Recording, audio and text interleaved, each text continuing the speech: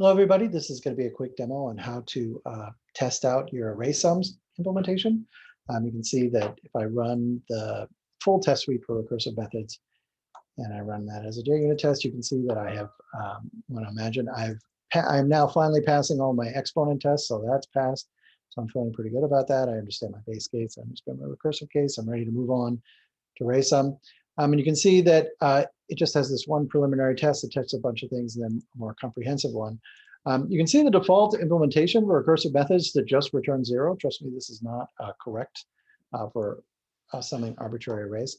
It passes the empty array test. So if I double click on this, you can see, sort of these have sort of very straightforward implementations. You can see testing the array with an empty array. They pass it into your array sum method, and they're checking to see if it's 0.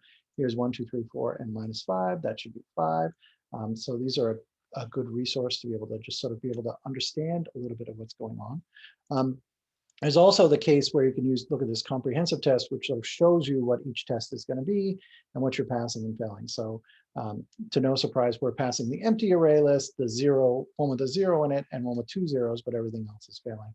And so to see, if I open this up, it was expecting 10, but was 0 again, because we built this thing to just return 0, and you will build the correct recursive solution.